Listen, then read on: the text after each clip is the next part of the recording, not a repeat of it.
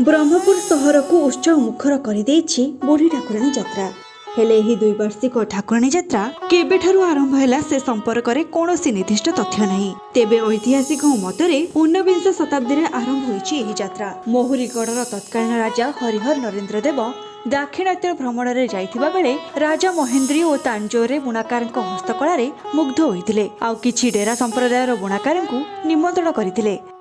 राजा निमंत्रण को रक्षा करी डेरा संप्रदाय मोहुरीगढ़ आसी रहिले। ब्रह्मपुर शेष मुंडरे पूजा पाउथिबा ग्राम देवती को उभय मोहुरी राजा और डेरा संप्रदाय इष्टदेवीर मान्यता देले। एहा परे आरंभ करथिले घटयात्रा।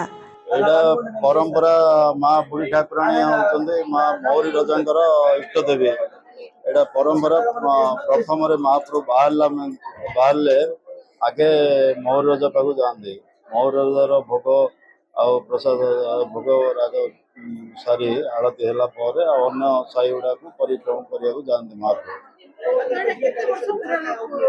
एटा यात्रा आरंभ मोहरी राजा पाखक जाती। मोहरी राजा आज्ञा महाप्रभुर इष्टदेवी हूँ मोहरी राजार इष्टदेवी हूँ माँ बुढ़ी ठाकुराणी। तेणुक आगे दर्शन है राजार महाप्रभु तापर अन्य साई गुड़ा जा परिक्रमा कर एटा परंपरा आगुरी अच्छी।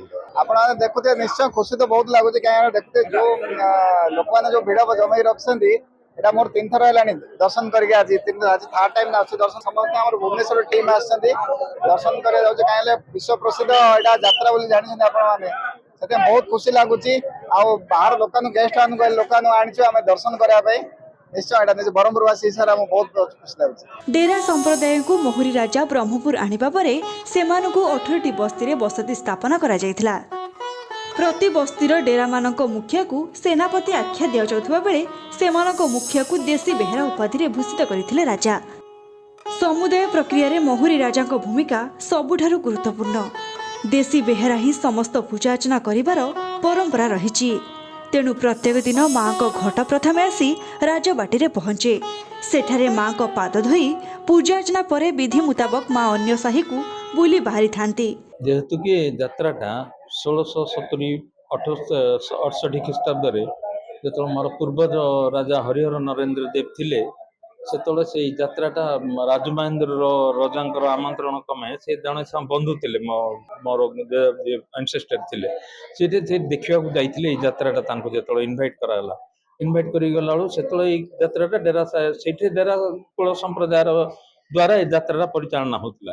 तो सीट देखिरी सी कहले घट यात्रा देखिरी ओडिशा रे परंपरा नथिला घटर ये कहले ये यात्राटा आम मोहुरीगढ़ मान मोहुरी राज्य में आरंभ करने चाहूँगी से रिक्वेस्ट अनुसार गोटे डेरा कुल वंश देकी से पठेले ब्रह्मपुर माने आम मोहुरीगढ़ को से गोटे बसती देकी गोटे स्थापन करागला से मध्य हेड थी देश बेहरा सी परिचालना करने दायित्व दिगला से भर सी जहाँ देश बेहरा से जो 18 पेंट डेरा कूल सब सहीटा हूँ आम परंपरा अनुसार ताकू रजा शाड़ी दौले से हिसाब से सी देश बेहरा हिसाब से हेड हिसाब से परिचालना दायित्वटा नौले। मोर एटा आज 4th थर दर्शन होउची ब्रह्मपुर एटा गोटे सब बड़ ये पूरा आस्था विश्वास रही से हम डाकिले ही कथा लागे सदा। दिन जेते गड़ुछि श्रद्धालुंक भिड़ सेतिकी बढ़ुछि। भिड़ को दृष्टि रखी पुलिस प्रशासन तरफरु समस्त सुरक्षा व्यवस्था हाथ को निया जाइछि। ब्रह्मपुर कैमरा पर्सन विक्रम जेना इतिश्री समापिका महांती रिपोर्ट नक्षत्र न्यूज।